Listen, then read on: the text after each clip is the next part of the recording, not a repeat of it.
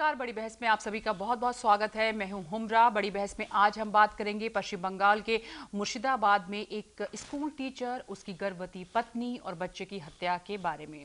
Police ने दावा किया है कि आरोपी ने ट्रिपल मर्डर को अंजाम देने का जुर्म भी कबूल लिया है, यानी एक गिरफ्तारी हुई है।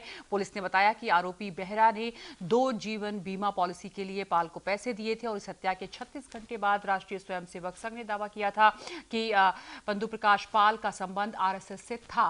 हालांकि मृतक के परिजनों ने इस बात से इंकार किया। ट्रिपल हत्याकांड को लेकर टीएमसी और भारतीय जनता पार्टी के बीच जबानी जंग छिड़ी हुई है। पश्चिम बंगाल के मंत्री जहां बीजेपी पर राजनीति करने का आरोप लगा रहे हैं, तो वहीं इस घटना की सीबीआई जांच की मांग भी की जा रही है और बार बार दोहराई भी जा रही है। वहीं पूरे मामले को लेकर बीजेपी का एक प्रतिनिधिमंडल आज राष्ट्रपति से भी मिला है।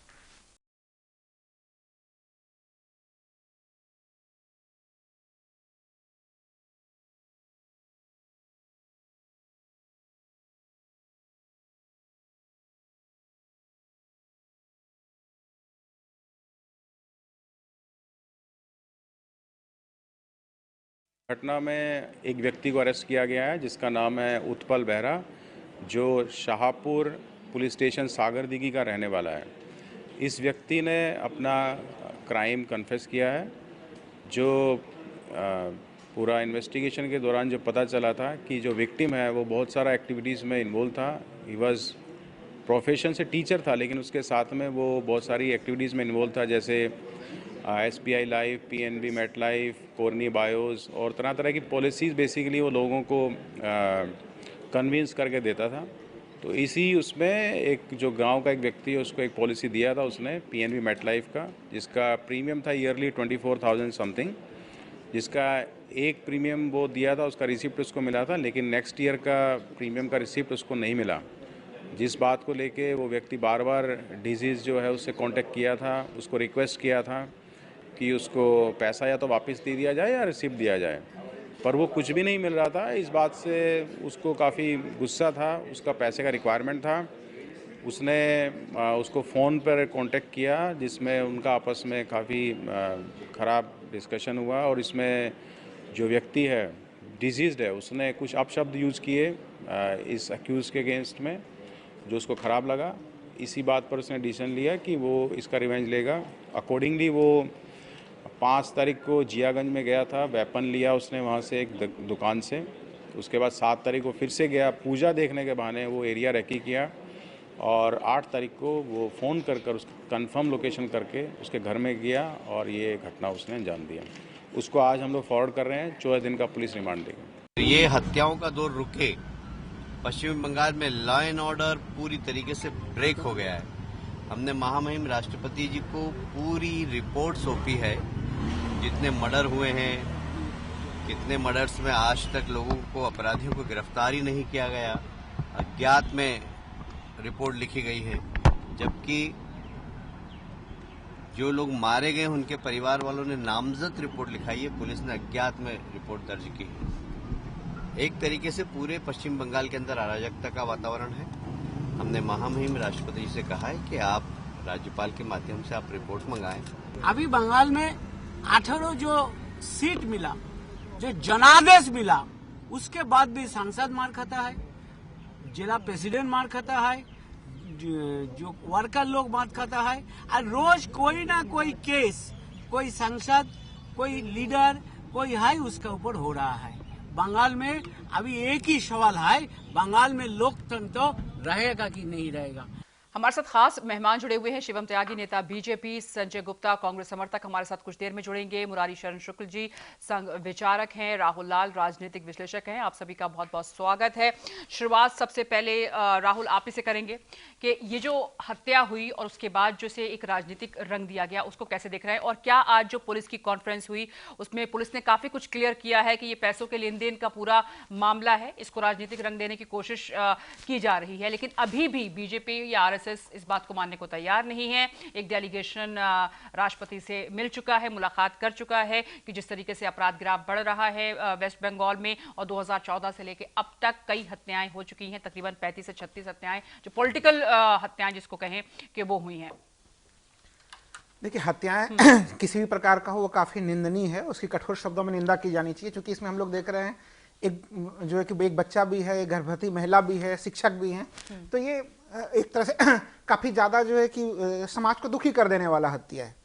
लेकिन अगर इस हत्या के एक दूसरे पहलू को देखें तो इसको जबरन जो है कि राजनीतिक रंग पूरा देने का प्रयास हो रहा है। क्यों? अब वो हम लोग देखें, अगर देखिए उनके घर वाले खुद कह रहे हैं, अगर जो वहां पे विपक्ष, देखिए विपक्ष के रूप में जो भारतीय जनता पार्टी की भूमिका है, उन भूमिका को थोड़ा और वो संतुलित करते तो इस मामले को और प्रभावी ढंग से उठाया जा सकता था। भारतीय जनता पार्टी ने बिना कुछ देखे हुए, मामले को समझे हुए, उन्होंने एक तरह से उनको आरएसएस का घोषित कर दिया। देखिए हत्या, अगर वो आरएसएस के थे तब भी हत्या जो है कि वो बहुत ही खतरनाक चीज है, निंदनीय चीज है। वो आरएसएस के नहीं है तभी निंदनीय है। उनके परिवार वाले स्पष्ट रूप से कह रहे हैं कि आरएसएस से उनका कोई संबंध नहीं है, लेकिन फिर तो भी ये बात कही जा रही है। अब फिर भी ये बात कही जा रही है। क्या आपको राजनीति यहाँ पर नजर आती है? और एक नहीं बल्कि पहले भी ऐसा हुआ है। हाँ, ये हम लोग देखें कि वहां पे देखिए, वहां पे पॉलिटिकल मर्डर्स हो रहे हैं, इसमें शक नहीं है। वहां पे एक तरह से बंगाल के पृष्ठभूमि में ये हम लोगों को दिखते हैं। लेकिन ऐसे में सामान्य जो घटनाक्रम, जो हत्या के दूसरे घटनाक्रम हो रहे हैं, उसको भी जबरन एक तरह से उसके ऊपर राजनीतिक अमला जामा पहनाया जा रहा है उसके ऊपर, जो हम लोग इस प्रकरण में हम लोग देखते हैं। इसमें इससे होता क्या है कि आप ये चीज चाहते हैं कि सीधे सीधे आप एक सहानुभूति भी अपने तरफ आकर्षित करना चाहते हैं कि हमारे विचारधारा के जो लोग हैं उनकी हत्याएं की जाती हैं, फिर आप इसको अलग ढंग से उसको मामले को मोबिलाइज करने का प्रयास करते हैं। अब तो पुलिस ने काफी कुछ क्लियर कर दिया है, लेकिन अभी भी आपका ये मानना है कि जो बीजेपी और आरएसएस के कार्यकर्ता हैं उन पर हमला लगातार जारी है वहां पर? नहीं, पुलिस तो वहां की हमेशा से क्लियर करती आई है, आपने देखा है। वहां पर तो चीफ मिनिस्टर भी क्लियर करती हैं। हमारी एक कार्यकर्ता थी, उन्होंने ममता दीदी का एक मीम बनाकर शेयर कर दिया था, उसी पुलिस ने उनको 9 दिन के लिए हिरासत में भेज दिया था। ये भी एक सच्चाई है। और इन्हीं की सरकार कहती है कि 5 साल की पहली टर्म में ममता दीदी की 140 स्वयंसेवकों पर हमला हुआ और अभी इस टर्म में 40 लोगों की डेथ हो चुकी है।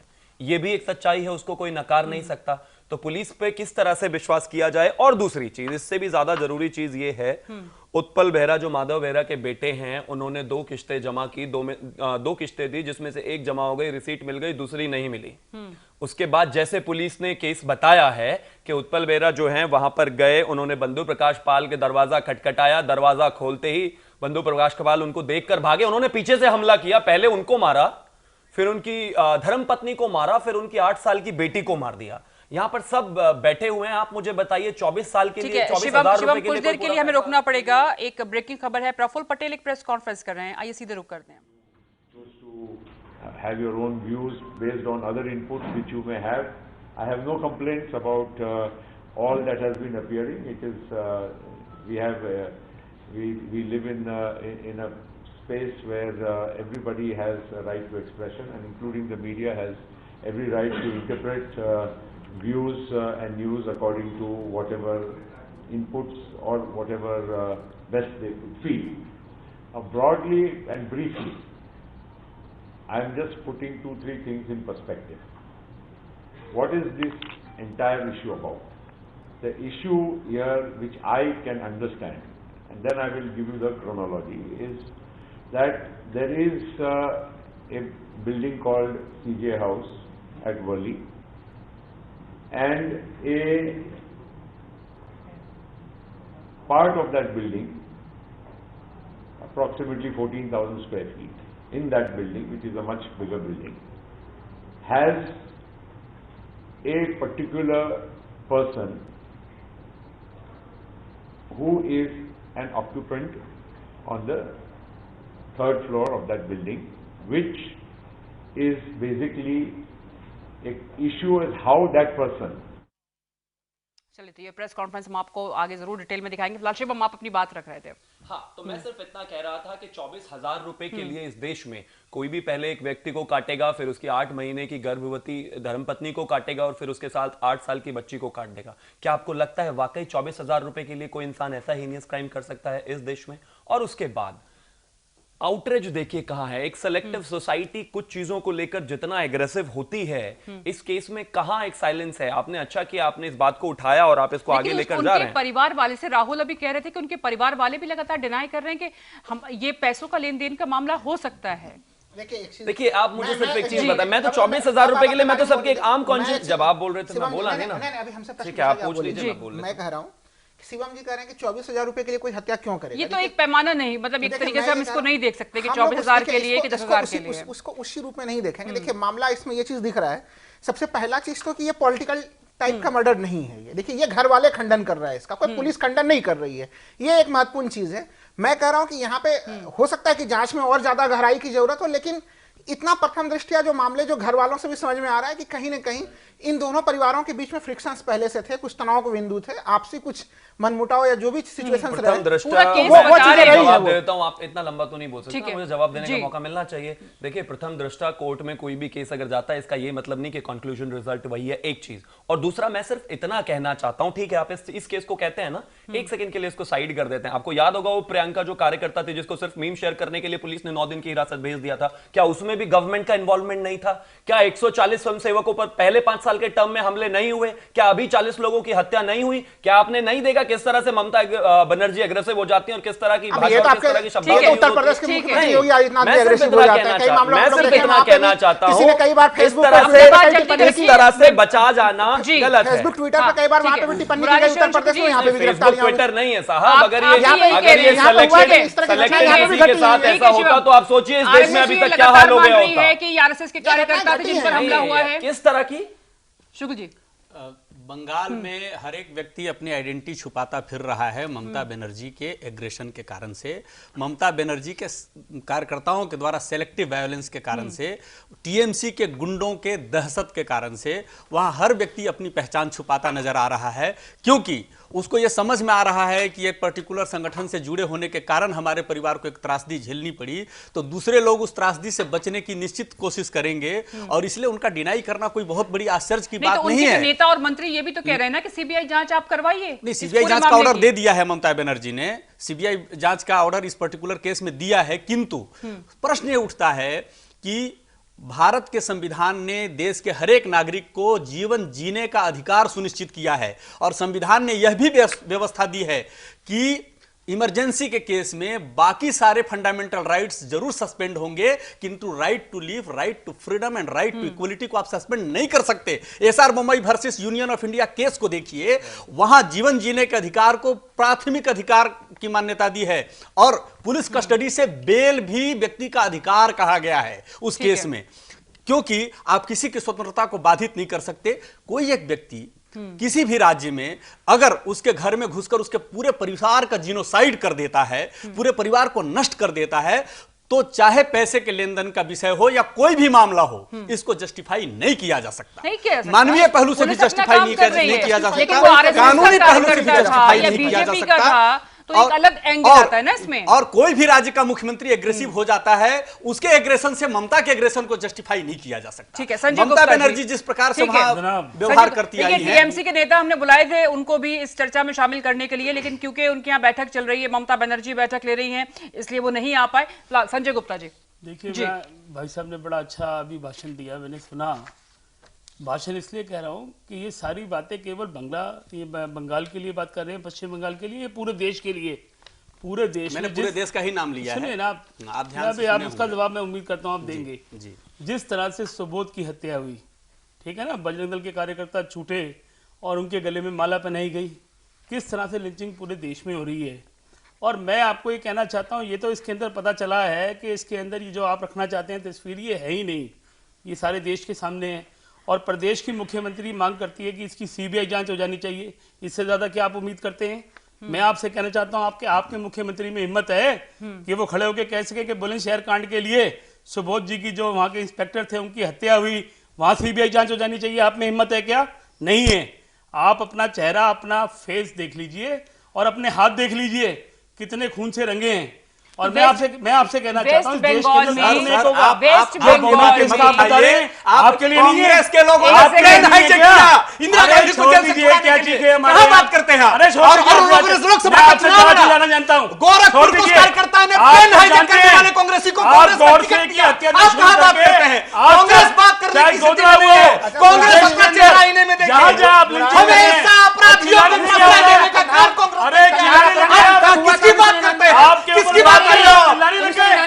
अरे आप अलग बात करोगे, अपना हाथ जाके करोगे। बेंगोल में एक परिवार की हत्या हुई है, कितने असंवेदनशील हो, कितने गैर जिम्मेदार हो, आप हिंसा के गैर जिम्मेदार बातें कर रहे हैं। आप हिंसा के पुजारी हैं। आप हिंसक का समर्थन कर रहे हैं। आपको शर्म आनी चाहिए। करने वालों का आपके आदमी निशान कौन है? हिंसा करने वालों को भाई देने का प्रयास आप कर रहे हैं। हिंदू परिषद के आप आदमी, असंवेदनशील और बात कर रहे हो। ठीक है शुक्ल जी, आप एक सब सेकंड, लोग संजय गुप्ता जी, 8 साल के बच्चे आप के सब हाथ में एक सेकंड थाम रहे, शुक्ल जी, आप एक उसके लिए सेकंड, जिम्मेदार हैं। राहुल जल्दी आप से जिम्मेदार हैं। जल्दी से। मैं ये कह रहा हूँ कि देखिए ये चीज सही कह रहे हैं कि हम लोग एक घटना की तुलना दूसरे से नहीं कर सकते, लेकिन मानक तो पूरे देश भर के मानक बनाए जाएंगे ना एक तरह से। जो काफी अच्छा उन्होंने उदाहरण दिया कि अनुच्छेद 21 जीवन का अधिकार है। क्या ये दुर्गा पूजा से ही राजनीति वहां पर जो बार बार आ रहा था कि चरम पर थी अपने, बिल्कुल, और दुर्गा पूजा के दौरान ही एक हादसा ये होता है, तो उसको जरा एक बार आप किस नजर से देख रहे हैं नहीं, ये पूरे देखिए मामले? हम लोग जानते हैं कि देखिए देश भर में जो दुर्गा पूजा का मुख्य सबसे ज्यादा जो अगर उसको कहीं उत्साह से मनाया जाता है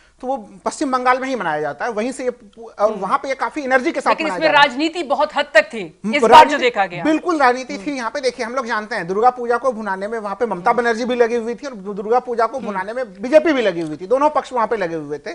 इस बीच में जब ये हत्याकांड होता है, देखिए हत्या होना बिल्कुल दुर्भाग्य का चीज है, उसको कोई भी इसको नहीं कर सकता। घर में घुस के हत्या किसी का भी नहीं होना चाहिए। हम लोग देख रहे हैं सेंगर के मामले में वो एक हत्यारे को बचाने के चक्कर में आप पूरे परिवार को ही, पीड़िता के पूरे परिवार को साफ कर दे रहे हैं, तो वो भी घटना नहीं घटनी चाहिए। ये मैं स्पष्ट कह दे रहा हूं कि ये एक घटना घटी, लेकिन अब राजनीतिक दल इस घटना के राजनीतिकरण पे ज्यादा इस पे रुचि ले रहे हैं। दोनों पक्ष इसका रुचि लेने में लगे हुए। ये एक गलत चीज है और हम लोग एक गलत प्रतिमान समाज में स्थापित कर रहे हैं। बिल्कुल। शिवम, आगे क्या रणनीति होने वाली है बीजेपी की? क्योंकि आज तो राहुल लाल ने एक पक्ष को लेकर तो जरूर खास तौर पे उसको बात हो रही है, मैं पक्ष की बात कर देता हूं। नहीं, आज एक राष्ट्रपति से मुलाकात हो चुकी है, डेलीगेशन की, गृह मंत्री से भी हुई है। सभी घटनाओं को एक ही तरह से शिवम, आगे क्या रणनीति होगी? सभी घटनाओं को एक ही तरह से देखना चाहिए। संजय गुप्ता जी ने कहा बाकी सारे देश में लिंचिंग हो रही है, तो लिंचिंग का रिकॉर्ड आपको बता देता हूं। इससे लास्ट जो लिंचिंग की खबर उठी थी उस पे जावेद अख्तर ने 37 ट्वीट, बॉलीवुड सेलेब्स ने 78, बहुत अच्छा मुद्दा राजदीप ने 17, बरखा ने 18 और निधि ने 14। आपको पता है इस मुर्शिदाबाद में कितना ट्वीट हुआ? 0। आप बात करते हो और ये आपको लिंचिंग नहीं नजर आ रही। मुर्शिदाबाद केस में आप कहते हो बॉलीवुड मत घुसिए, राजनीति मत घुसाइए, कुछ मत कीजिए, कोर्ट अपना काम करेगा, पुलिस अपना काम करेगी, लेकिन अगर बात दूसरे किसी धर्म और लिंचिंग की आती है तो आप सब सबको आउटरीच करिए। सेलेक्टिव आउटरीच क्यों? मैं कहता हूं जनता की तरफ से सेलेक्टिव आउटरीच है, ओवरलैपिंग हो रही है, आप लोगों की बात नहीं जा रही है। जब मुर्शिदाबाद हुआ, राहुल एक सेकंड संजय गुप्ता जी, मुर्शिदाबाद हुआ तो आप कहते हैं सबको बराबर देखिए। एक सेकंड, और उससे पहले हुआ तो आप ट्वीट पे ट्वीट। एक सेकंड, हत्याओं को देखने का नजरिया क्या बदल रहा है? क्या आप हम इस पर हमें जाना चाहिए क्या कि लिंचिंग होती है, घर में घुसकर मारना चाहिए, कौन सी राजनीतिक हत्या है? बिल्कुल, लेकिन ठीक है ना? तो अब हम इसी पर रहते हैं कि हुमरा जी, अगर बीजेपी अगर हत्या है तो आउटरीच सेलेक्टिव नहीं होना चाहिए। सेलेक्टिव आउटरीच और मैं नहीं बता रहा, मैं तो डेटा दिखा रहा हूं, मैं तो उसको एक्सपोज कर रहा हूं जो हुआ है, मैं तो उसको एक्सपोज कर रहा हूं जो हुआ है, मैं तो उसको एक्सपोज कर रहा हूं जो हुआ है। मैं क्या कहता हूं, हत्या है, उसकी सजा उसकी सजा सरकार कठोर और शासन दे, लेकिन एक सेलेक्टिव सोसाइटी अगर उसको सेलेक्टिवली आउटरीच करेगी तो सवाल जरूर। ठीक है शिवम, आपने मेरी बात का अभी भी जवाब नहीं दिया। बता रहा हूं, एक सेकंड, क्योंकि आपने बैलेंस कर दिया ना, उसको बोला कि बराबर होना चाहिए। बराबर कैसे होगा? अरे जब इस सोसाइटी के बुद्धिजीवी एक चीज को लेकर बहुत आगे तक जाएंगे और दूसरी चीज पर जीरो उनका रिएक्शन होगा, तो मैं तो सवाल पूछूंगा। देश के बुद्धिजीवी को पुरस्कार मिल रहा है, पुरस्कार छोड़िए, अभी लिंचिंग पे बात है। एक सेकंड, आगे रणनीति क्या होगी? मैं फिर से अपना सवाल दोहरा रही हूँ। रणनीति साफ है हुमरा जी, आज गृह मंत्री से भी मुलाकात हुई है डेलीगेशन की। 33 साल की वामपंथ की सरकार में वेस्ट बंगाल में 23,000 किलिंग्स हुई थी। आज ममता दीदी की सरकार में 7,500 किलिंग है। डेटा उनका है, मेरा नहीं। मैं सिर्फ इतना कहना चाहता हूं, जिस मॉडल को उखाड़कर ममता दीदी जिस उम्मीद के साथ आई थी, आखिरकार उसी ही मॉडल को अपनाकर वहीं राज्य को अराजकता के माहौल में उन्होंने भेज दिया है। भारतीय जनता पार्टी का एकमात्र एजेंडा है कि वेस्ट बंगाल में जो भी हिंसा हो रही है, जो भी वहां पर ब्लड बाथ हो रहा है, वो रुकना चाहिए। राष्ट्रपति से आज वहां के प्रभारी आदरणीय कैलाश विजयवर्गीय जी मिले हैं, चीजें आगे बेहतर होगी ऐसी हम आशा करते हैं। ठीक है शुक्ल जी, एक्चुअल में ममता बनर्जी की सरकार में तो सीबीआई वाले भी सुरक्षित नहीं है। सीबीआई वालों के साथ भी उन्होंने बदतमीजियां की और पकड़ के उनको घसीट देखिए, घसीट के आरएसएस पीटा। महासचिव जिष्णु बसु ने जो कहा है, उन्होंने कहा है कि हमने सोचा कि ये कैसे हल किया जाए। हमें लगता है ये कोई राजनीतिक हत्या नहीं है, लेकिन पुलिस लोगों को न्याय दिलाने के मकसद में नाकाम रही है। वो हाल ही में एक मिलन समारोह में शामिल हुए थे, जिसे हम नियमित अंतराल पर आयोजित करते हैं, और एक बार इसमें उन्होंने हिस्सा लिया था। तो ये आपके कह रहे हैं महासचिव, अब इसको आप कैसे देखते हैं? हिंसा कहीं भी नहीं होना चाहिए, और देश और के ये हर पश्चिम एक बंगाल नागरिक को के सुरक्षा की आरएसएस गारंटी महासचिव मिलनी। जिष्णु बसु हैं जिन्होंने ये बातें कही हैं, उसको मैंने कोट किया है देश यहाँ के हर एक नागरिक को सुरक्षा की गारंटी होनी चाहिए। भारत का संविधान यही कहता है, और ये सरकारों को सुनिश्चित भी करना चाहिए। सरकार कहां किसकी है मतलब ये नहीं है, मतलब ये है कि भारत का लोकतंत्र भारत की जनता के लिए है। टीएमसी भी ऐसे ही आरोप लगा रही है किंतु- शुभू जी, किंतु कि हंगामा कर रहे हैं, आरोप लगाना बीजेपी एक- आकर यहाँ पर तोड़फोड़ करती है। यहाँ पर अब टीएमसी का क्योंकि कोई कार्यकर्ता या नेता नहीं है जो यहाँ पर आपकी बातों पे काउंटर कर सके, लेकिन ये बात भी तो है ना।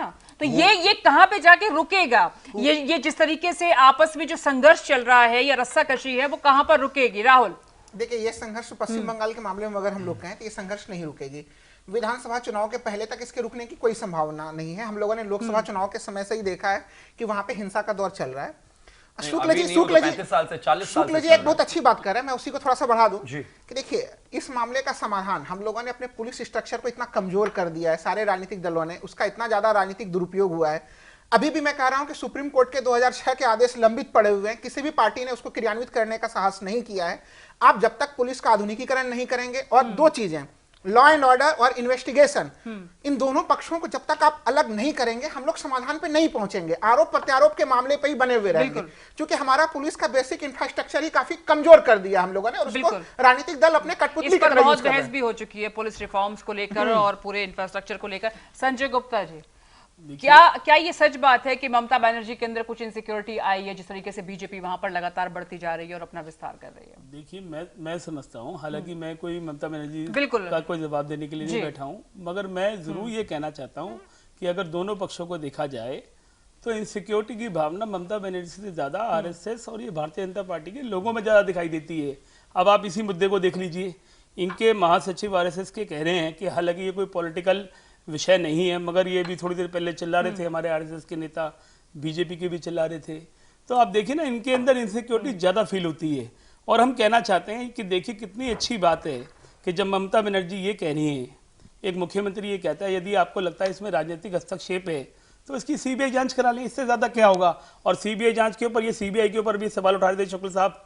मैंने सवाल नहीं उठाया, भाई साहब, बनर्जी ने जवाब सवाल देना उठाया। चाहता हूं। आपने बात नहीं कहा, अभी तो कहा था आपने कहा था अभी, मैंने नहीं कहा दोबारा था। क्लिप ये आप मिसकोट कर रहे हो, आपको पुलिस सुनना नहीं वहाँ आता। पर- सुनिए भाई साहब, आप कान साफ पुलिस करिए। वहाँ आप पर मोबाइल नहीं काम पर नहीं कर बढ़िया रही से है। सुनिए मेरी बात, ये आपकी बात पुलिस अरे वहाँ सुनिए पर- मेरी बात। एक मिनट, आप मैं आप सुनिए, ठीक बोलो, सुनूंगा, ऐसे मैं नहीं आपसे बात नहीं कर संजय रहा गुप्ता हूं, जी। मैं चैनल पे बात कर रहा आप हूं। कुछ भी बात नहीं आप कर सुनिए ना, सकते। क्यों मेरा नाम लेकर कुछ भी नहीं, मत आपका बोलिए। नाम लेके क्यों बात करनी है? मेरा नाम आप लेकर अभी कहा सुनिए हमने मेरी कि बात। सीबीआई को मैंने आरोप सीबीआई के लगाया। लिए सुनिए ना, सीबीआई पर कोई आरोप नहीं सीबीआई लगाया। लगाया, उन्होंने आप ही की नहीं सरकार लगाया। की ठीक है, गलत मत सीबीआई बोलिए। जो थी, रात के 2 बजे डायरेक्टर को उठाया गया था ना, आप ही के समय पर सीबीआई पे प्रश्न चिन्ह उठ रहे हैं। और सीबीआई का जो हाल आपने किया है, उसको तोता बना दिया है। तोता तो आपके बारे में कहा था। अब आप देखिए, अभी भी अब वही आप हाल है। कांग्रेस की अब सरकार आप ने बोल रहे कहा। हैं, अब आप बोल रहे हैं सरकार नहीं ना, सुनी। आपके खिलाफ कोई रात 12 बजे के खिलाफ बोल रहे बोलेंगे, थे, हम लोगों ने क्योंकि उसके सरकार ऊपर में लिखा है, सच क्या सच इसलिए है? आप नहीं है। सुनिए सच सुनिए नहीं है वो। ना, सुनना सीखिए आप। ठीक है, आप भाई, बताइए, आप तोता सीखिए, आपने बोलना बना दिया सीखिए। सीबीआई को, अभी खुद ही कह रहे थे आप थोड़ी देर पहले, आपको याद नहीं है। मैं बता रहा हूं कि एक मुख्यमंत्री जब खड़ी होकर ये कहती है कि इसकी सीबीआई जांच करा लें,